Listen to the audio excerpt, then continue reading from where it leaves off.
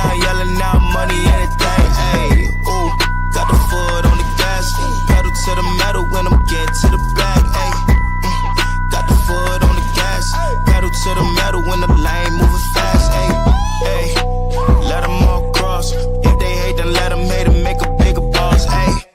This episode is brought to you by SPI Logistics, the premier freight agent logistics firm in North America. For over 40 years, SPI has been diligently building the most successful freight agent network to provide first-class relationships for our shippers, receivers, and carrier partners. We are more than another transportation network. We are a dedicated team of professionals united by one singular purpose, and that is to expedite our agents' success. All of our agents are set up for success on day one, as they are provided with a full suite of support staff that is ready to assist them with everything from after-hours emergencies to financial and administrative needs on a no-fee basis. This way, you can focus on continuing to grow your business. There is no financial risk to start, and you have the ability to earn up to 75% in commissions. If you are looking to take control of your financial future and build your business with the backing of one of the most successful logistics firms in North America, visit www.spi3pl.com to learn more. Do me a favor and let them know that the Freight Coach sent you. What is up, ladies and gentlemen? We are back. We are live. It is the Freight Coach Podcast, the top podcast in transportation, coming to you guys every single weekday, 8:30 a.m. Pacific, 10:30 Central, to break down some industry headlines. But most importantly, you guys, provide some actual insight into what you can do with all of this information. If this is your first time tuning in, welcome. This is the real side of freight, ladies and gentlemen. And I say that before every single show. And what I mean by that is I only speak with transportation professionals, because at the end of the day, you guys, I want to talk to the right individuals who have done what you're looking to do or who are currently doing what you're trying to achieve, so you can take that information, apply it, utilize it, and see a meaningful difference in your business and your life. Happy Wednesday, everybody. I got a very special guest for you guys here today. And what they tackle out there is like just top of mind for every organization out there. This is the most attention I've seen this get up in Washington, D.C. and on Capitol Hill and everything. And we're going to be talking about this specifically in regards to freight theft around the holidays and kind of these strategies that you guys can apply before we get up into the holiday break. So I have Mr. Michael Caney on the show today. Michael, thank you so much for taking the time to join me. Oh man, thank you. What are you talking about? Finally, I get to be on the Freight Coach Podcast. Dude, it's been a while, man. And I'm looking forward to it, right? Like, you guys have been on the scene. I mean, you've been on the scene in logistics for a long time, right? Like you've been around, you hot minute. Yeah. You've packaged up a career and then now tailored it onto the tech side, the freight theft, identity and all of that side, and really parlaying that into building up, which I would argue is the biggest product out there in the industry right now that's really tackling a lot of this. Yeah, man, it's been a fun career. I fell in love with freight brokerage early. There was a time in my career where I did not want to be a freight broker anymore because I really wanted to help freight brokers. And I consulted, and like you have too, right? And I love the industry, and I always wanted a way to be able to help, our friends and make freight brokers better and make it, I love it. It's given me so much. And I didn't think this would be the way to do it, but it's been like the best thing that's ever happened to me. It's been so great. Dude, it's been one of those things, and we were talking about this last month when we were with Mark Groves, but like the evolution of how this has come over the last 5 to even 7 years has been, it's been at a kind of like at an alarmingly high rate. Like, I'm not ever going to sit here and say like at one day double brokering was fine, but like, dude, back in the day, man, like I never saw what I see now, right? Like they were at least paying the carriers that were doing the work. And now it's just seemingly overtly changed into an all-out theft ring. Like it's highly, highly organized now at levels that I've never seen in my life before. Yeah, I mean, I talk about this a lot. I long for the days of like vanilla double brokering that just pissed you off. Yeah. Because really what it meant was you probably had some risk exposure, because if there was a claim, you don't know the underlying motor carrier. And what you were really pissed off about is that you gave margin away. Yeah. Because if that cat had the ability to like pay somebody else and make money, like that's what you were really the most pissed off about. It was that you got beat at your own game. I mean, let's be honest. We didn't like getting beat at our own game. Like, wait a minute, I'm supposed to find the carrier. This guy did it. And so, but now I mean, I'm so excited to talk to you. I love that you have an American flag behind you. What everyone needs to know is that these crimes are not being perpetrated by American operators. Mm-hmm. Like this is a full-scale foreign attack. And this is not me, Chris, with my tinfoil hat on. Yeah. This is the data. Like the data would tell you. And you can ask people that are not highway. You can ask Dale Prax. You can ask anyone else. This is a full-scale foreign attack on the American supply chain. The criminals perpetrating these crimes, ruining the good reputation of legitimate carriers. Mm-hmm. They're all outside of the United States. Yeah, I was just talking about this on the show last week. I truly feel, and I truly feel like this is why the current administration is tackling at a level I've never seen before. Is I would equate this to a matter of national security at this point. I would agree with that. You know, like I'm not. I enjoy history just as much as the next guy, but if you study any empire takeovers that have ever happened in the past, they cut off the supply chain. They get in the. I know exactly. Like, so I live in Chattanooga. You've been here, and like one of the pivotal things in the Civil War here was like Kelly's Ferry Landing and like the supply lines. I literally had coffee with our friend Dale Prax this morning. Patriot veteran, knows more about the regulatory side of this than I do. And we were actually talking about this. We were talking about Napoleon and like all of like wars are won and lost on supply chain. Mm-hmm. Then we've essentially allowed anti-American foreign actors to infiltrate, control, and steal goods in our supply chain. You should be terrified if you're an American. Yeah. Because you're absolutely right, Chris. Like I would now say that this is more than just multi-billion-dollar cargo theft problem. It should be a national security issue because the threat is really unknown, Chris. That's the reality. Mm-hmm. It's really unknown. Like there's a lot of people that have a lot of control over a lot of equipment around the motoring public that don't care about safety. Yeah. Well, you know what I'm saying? Like there is a lot of question marks around the real nature of the threat. Yeah. And I've, I was just, so yesterday, I broke down some headlines on some articles that I had read. And, from my perspective now, cause back in, it was in August when that horrific crash happened in Florida, that really started to gain national media attention out there. And then when we were talking about that a little in depth, and then the CDL schools started to come to light, and and you guys might actually have access to this data. I would argue that at this point, it's the same handful of insurance companies that are knowingly insuring these guys, Michael, that have 7 different businesses under one address out there, and they're knowingly insuring these guys. And it's all, I guarantee it's all in the exact same sphere of influence. Yeah.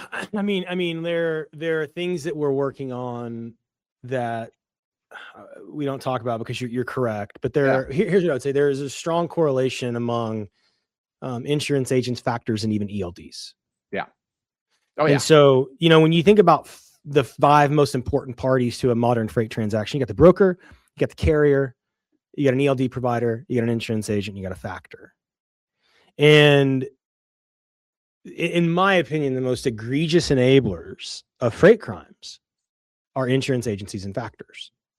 Okay. Because a small carrier can't operate without a factor, and they can't get into anyone's system without at least some kind of insurance certificate.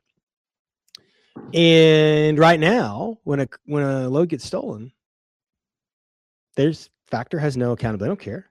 Mm-hmm. Insurance agent, they don't, they're going to deny the claim, like whatever. Like it doesn't matter. They're writing premium, and there's no accountability. There's zero accountability. And so that is absolutely something that we're evaluating.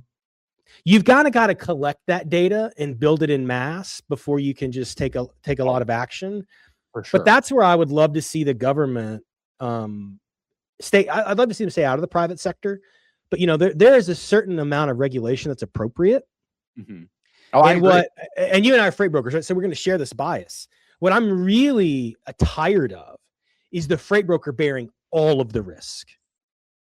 Yeah, Dude, and that, yeah, because like in regards to that, there's a lot of, I don't know if enough people read the fine print of their contracts, even with their shippers. And like, there's a lot, they're not, I don't want to say a lot, but like there are shippers out there who remove themselves from any and all liability as soon as the 100%. last pallet is loaded onto that trailer. And then, again, if you go through and you book that truck, heaven forbid something happens, they have a ghost chameleon carrier insurance, all their insurance company is going to deny that right away. And then you're going to be faced with a very difficult decision. Your customer is going to look at you and say, hey, Chris, that shipment was $100,000. Your insurance company might deny that claim as well. And you're going to have to make that. Do I cut a 6-figure check to this shipper? Because if I don't, they're going to cut me off and I'm done. Depending on how much margin you move with them throughout the year, you might have to make that decision. And again, it boils down to simple processes that a lot of people overlook in the load booking process, Michael, to just make a buck. And again, I get 100%. 100%. And you have a great partner in your agency world. They do a great job. Very financially responsible company, SPI. We love those guys. They were very early with us. And, one of the things that, we can point fingers all day long at the government and factors and interest, and it's fun conversation. What I love about your voice in this business is you are one of the people that's constantly telling the broker to take responsibility for what they should be able to take responsibility for. And like one of the things you just mentioned, like there are shipper contracts that ask a freight broker to indemnify the shipper against their own negligence. That's like illegal in some states. Right. And so what you have shippers that have just said, wait a minute. So there's all these freight brokers want business. We can pay them in 120 days. We can pass on all the risk. And like the plaintiff attorneys will just sue them for negligent hiring and not us. This is awesome. I can be a shipper and like wipe my hands clean and pass all this on to the freight broker. And like that to me is very problematic. Like I don't like, how is it that like the government issues a CD? Like, so first of all, there's these CDL mills. That's a whole different conversation. Yes. Right. They're turning out drivers in a week at a time. The government is saying either they're non-rated or satisfactory. And then somehow it's the broker's fault for hiring a carrier that multiple entities put in business. So someone insured them, someone factored them, someone gave them a license, someone gave them authority. And yet somehow we want to say, well, it's the broker's responsibility to then vet all of that. Once like 5 people said this is a good carrier. That's pretty gross, man. Yeah, it's gotten to that point now where it's like my fear is into this next market iteration that's going, and that's why like my bold prediction on a lot of this stuff, Michael, is it's going to get worse before it gets better. Is because as capacity tightens up, as rates start to raise, brokers are going to potentially peel back their requirements to get set up with them. And that's going to open up another wave here of double brokering, chameleon carriers, all of that stuff. Because again, it's going to be like, hey, I have this truck and it's going to be, potentially a ghost truck or something. And brokers are going to have their backs against their wall because, like, let's be honest, man, most brokers' relationships with their customers are as fragile as a piece of paper in the middle of the ocean. Like they are going to rip apart at any moment with that next wave. And I just hope, and this is why I always focus on the fundamentals, because that's the thing that I have seen throughout every market shift, throughout the 15 years that I've been actively moving freight, Michael. That's the stuff that has worked repeatedly. Preach, bro. Preach. I mean, I think, one of the things that I try to talk about with like my CS group and with our customers is what we are trying to do is the heavy lifting of compliance, fraud, so that we can restore brokers back to fundamentals, like building a carrier base, having relationships. We talk about 3 things that we try to do at Highway. And one is you reduce total surface area of risk. We try to make our brokers the hardest target. We split the world into good guys and bad guys. So the flip side of reducing surface area of risk is now you give the broker customer a focus area. Hey, these are the carriers you can call. And then we're going to further break that down. But hey, here's your really good high value carriers. Here's your refrigerated carriers. Hey, here's your carriers that do not have cargo exclusions for copper. Like call them for your copper. Let's say here's all your excluded commodities in this policy. And so we really try to help a broker get back to being a freight broker, Mhm. which is what you've always preached. It's like you cannot just be a post and pray broker anymore. Yeah. And what I hope, I think you're right. I think the world could kind of elongate and split into two. Shippers that want to keep pressing rates down, and brokers that are willing to take on inappropriate amount of risk to get that freight. And then I think you're going to have other brokers that are going to find relationships with shippers where they get eye to eye and they go, hey, maybe this annual bid where we just reprice everything isn't a great idea. Mhm. Right. I mean, we're helping some of our largest customers use our data to go to their shippers, because we don't sell to shippers and say, look, here's kind of the fleet breakdown. Like if you called me today with a bid and said, hey, I help me understand like the carriers that could actually move this, I could help you go to that customer and say, look, it's not 155,000. It's not even 50,000. There's 25,000 fleets in North America that can move your freight based on the origin destination pair, based on the characteristics of your cargo. Like it's 25,000 fleets based on what you and I have agreed on is appropriate. That changes the pricing conversation between you and your shipper. Yeah. Right, Chris? Like, because now you're saying like, if you want to hold me accountable, this is what it's going to cost, because this is really what I'm buying against. And this is what you're competing for, because the rest of these guys, we don't know them. Like they don't have any history. They've got cut rate insurance. They've got a fly by night ELD. Like is not who you want picking up your Lego loads at Target around the holidays. Like you don't want to load this guy. And so I think that's where shippers can get away over fighting for a nickel. You know what I mean? Mm-hmm. No, I agree with that. And, you know, and I obviously talking to a lot of drivers and carriers out there. And again, I'm not a carrier, but like with where things are in the industry right now, and I understand the annoyance factor that comes along of like proving your identity, right? Yeah. Like when you're a business, especially when you're a small business, like I've gone through this, like I had to get set up on a payments platform, and I have been asked more questions. I had to prove me being a business more in that than I had ever thought out there. But again, annoying, yes, but like I understand that the carriers who are doing it right, and this is the message that I want to have to those drivers out here. If you're out there and you're following the law and you're doing everything right, this next market is going to be potentially the most fruitful market you have ever experienced out there, because the current administration is going to continue to crack down on this. I do not see this going away. 100%. And yeah, a couple of extra verification steps might be annoying at the beginning. And I understand that.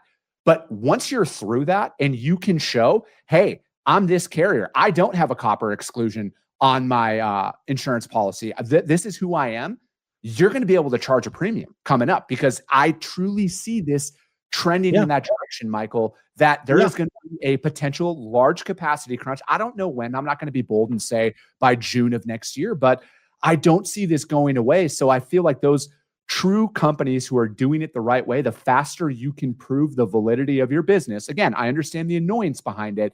You are going to, I truly feel, have a very fruitful next couple of years in your business. 100%. And to the point, we actually want to work toward making that a reality.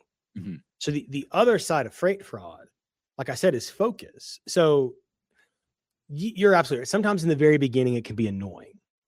But once you're established, if you maintain your business appropriately, like the average onboard time for a good carrier, hey, I come in today and I'm onboard with C.H. Robinson, and I'm going to come in tomorrow and onboard with SPI, and I'm going to come in the next day and I'm onboard with Axle or Echo.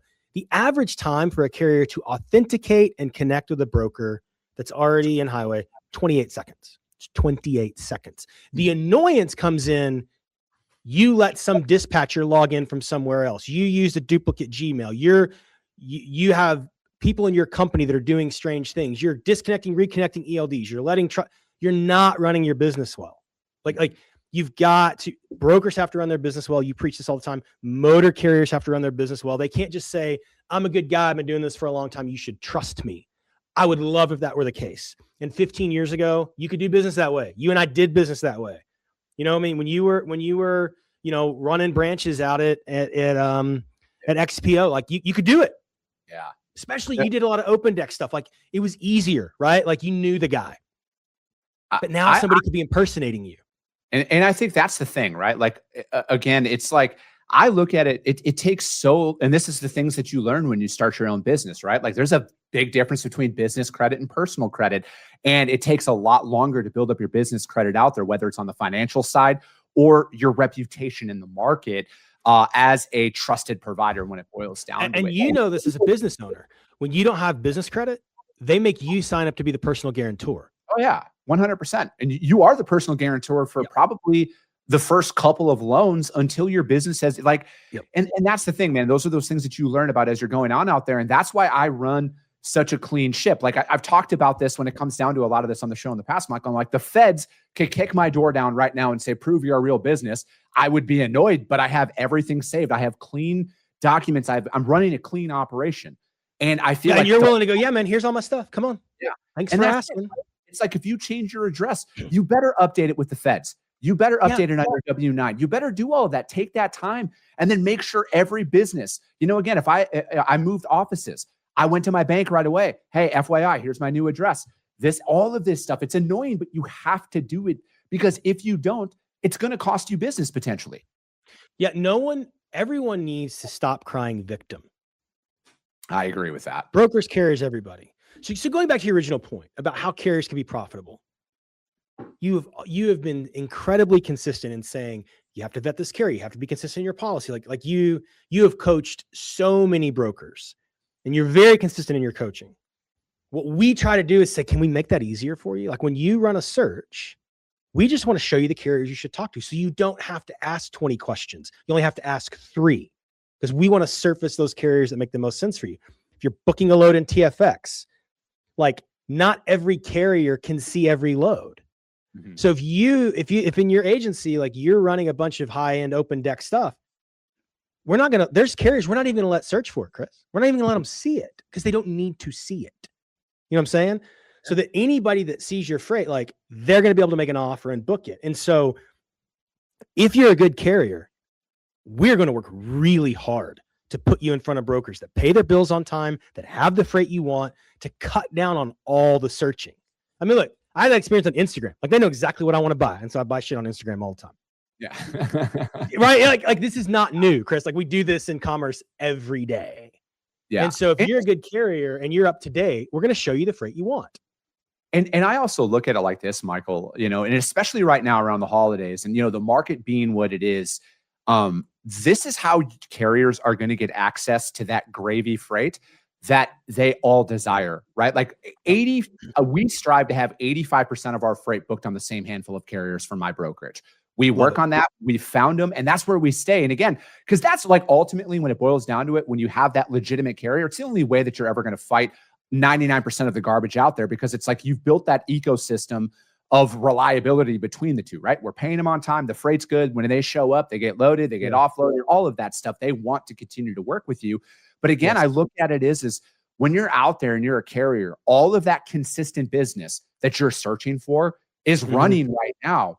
You just have not been working with a broker, the right broker. I'll say that, the right broker long enough to get access to that. And when you get access to that, and then again, if you're out there, you have high value insurance, the amount of quality freight that never makes it to a load board or never makes it outside of the first phone call to your core carrier is, I think a lot of carriers might look a little bit differently at how like the requirements from a broker. But again, brokers got to understand that trust goes both ways.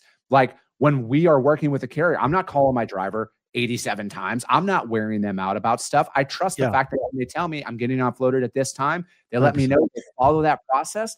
That goes both ways, where I'm not wearing them out. And then again, I'm not nickel and diming them. Like nothing boils my blood more than when I see carriers out there complaining because a driver they got detention withheld from them or a layover withheld from them, because I know damn well that broker got that from that shipper. There's no way that they didn't request it. I mean, the worst is like when you see these rate confirmations that like with like all these deductions. It's like, man, you please stop being a broker. You're not a real freight broker. I don't know what you are, but like, this is not how any of us that have done this for a long time built a business, and I just think it's incredibly, you bring up a really good point. There's so much, nobody wants to track every single load, Chris. Mm-hmm. Nobody wants to pay $2-3 for a blue dot on every single load. Like, you want to manage exceptions. Like, no shipper wants to know where every single load is. They want to trust that you're going to be on time and that you're going to manage exceptions and you're going to help them move things around and keep their docks running and take care of the problem and repower the load. Like, I mean, when you have a good relationship with shippers, it's not, hey, we don't want any problems. It's like, can you solve the problem? When the truck breaks down, like, can you solve the problem? Can you bring more product in behind that? You make another really good point. I know that, you know, we sound like probably the old guys that like carried our sister on our back in the snow. But when we started booking freight, you got made fun of if you posted a load. Correct. Like you ain't got a reg, man. Like you got made fun of for posting loads. Correct. Like you got called an amateur. Like brokerage floors, they made fun of you for posting freight because it meant you weren't a good broker. Mm-hmm. When did that become the first thing we do?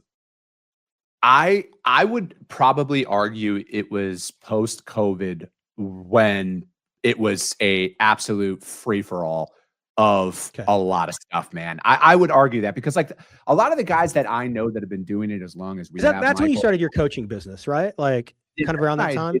Yeah, it was right in 2020 is when I started that and then started doing all the media work. And I've since moonlighted the coaching stuff because I'm too busy booking real freight out there now. But it's like, that was that time that I saw that it was the Wild West, man. It was like, we just need trucks, get us anything and everything. And I think people leaned in more towards that. But again, people are creatures of habit and they will always go to the path of least resistance. And it's really hard to teach somebody to work harder when they could just post every single time. And they made a lot of money doing it. Correct. And that's the thing. When you're looking at it and you're making a lot of margin, it's kind of tough to convince somebody, no, only make outbound phone calls. Yeah. Yeah. And it's the other thing I think that scares me a little bit is that somehow we think robots are going to make those phone calls and make it better. And I'm not sure that's really the answer either, Chris.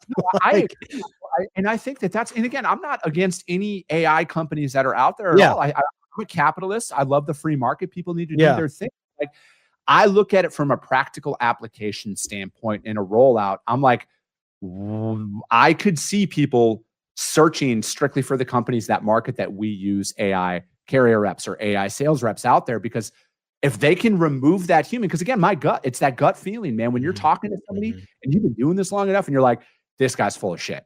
Like, you can tell instantly that might fall over on some of this stuff. And again, I feel like, and we were talking about this on the last show that we were on, Michael, is I would love to see the data behind digital bookings and fraud and theft.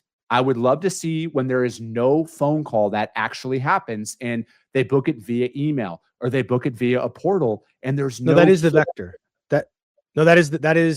So the emerging vector is they want to get outside of your onboarding and they want to get in your inbox or in your phone system. Yeah. So that's why we had to build a RateCon delivery product, because it gates the user. So even if the carrier's inbox is compromised or the broker's inbox, they can't get the rate agreement without authenticating. And because that is the emerging vector, right? And so now you've got bad actors using AI to call and impersonate brokers to the carrier and redirect the shipment. So they've warehoused all this data. Like they've crawled and scraped the load boards for years. They know which broker posts which freight. They know where Coca-Cola comes from. They know where Legos come from. They know which contract warehouse provider has which client. Like, they know all of this stuff. It's not like they woke up today and they were like, what are we going to steal? Like, they woke up today and they know what they're looking for. Mm-hmm. And you make a really good point. The best freight has never moved on a load board. Mm-hmm. It just hasn't. I think it's going to continue like that too. And especially around the holidays, like I can't believe that there are people out there who post commodities in their postings, but I see it all the time. That's like, I think the lowest of low hanging fruit. If you're a broker and you're doing that, remove that commodity immediately from your posting. I'll tell you what's even scarier, brother, is freight brokers that don't know what they're moving. That too. we'll look in the load lock product and we'll alert a broker that they're picking up from a facility that ships a certain thing, and they've selected a carrier that has an exclusion for that, and they didn't know that that's what was on the truck. That's what was coming out of the facility. It's FAK. Like it really blows me away, man. I had a buddy of mine who, man, like it's a pending lawsuit, so I'm going to be very vague on the details, but needless to say, there was a very large shipper who was very well known across the United States of America who was knowingly loading high value cargo in their trucks without telling the transportation provider what was inside the actual truck. It was like $500,000 cargo value, and they were telling the broker it was $100,000 FAK. Unfortunately, one of those trucks got stolen, and that's how this uncovered it. So it's like a massive lawsuit that's happening out there. So again, I feel like it's happening from every angle, Michael. It's not just one actor anymore. It is people are peeling back the layers and infiltrating in any way they can. And the person that wants to abdicate all of their responsibility is the BCO, is the shipper. Mm-hmm. And like it's at some point in time, I don't know when, like a shipper thought that somehow what you just described was safe. Well, we just won't tell them. No, like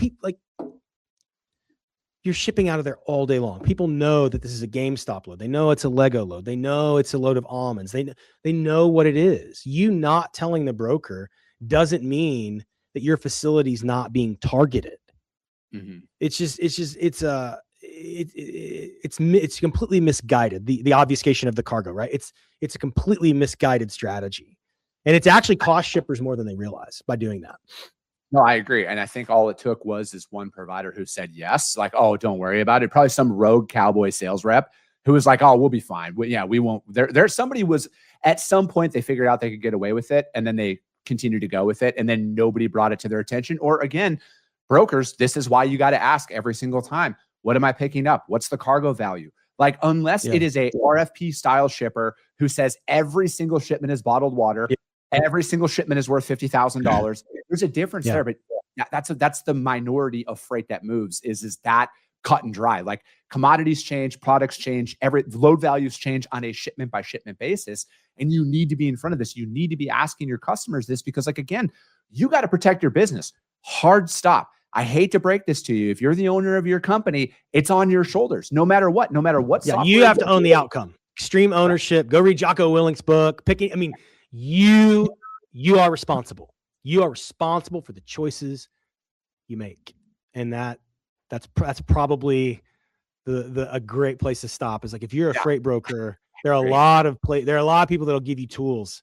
You have to take responsibility. Full stop. No, I agree, Michael. And, thank you so much for jumping on here, you guys. Michael's got a day job. I got a day job. We like to keep these action-packed at 30 minutes. How does anybody reach out to you guys to find out more about what you got going on, though? Michael@highway.com. Info we're easy to find, man. Hit me on LinkedIn. Hit me anywhere. Call Chris. He's got my info. I'm easy to get. Perfect, man. If you guys can't find them out there for some reason, like he said, hit me up. I will gladly put you guys in contact with Highway. But that is going to be it for today, ladies and gentlemen. As always, if you got value in what you heard and you're not subscribed, subscribe to the show, you guys. And if you're feeling ambitious, rank it on iTunes and Spotify, because if you see value, your network's going to see it as well. I appreciate you guys. I love you guys. And we'll be talking to you soon. Came back with a bang. Window down, yelling out money, anything. Hey, ooh, got the foot on the gas. Pedal to the metal when I'm getting to the back. Hey.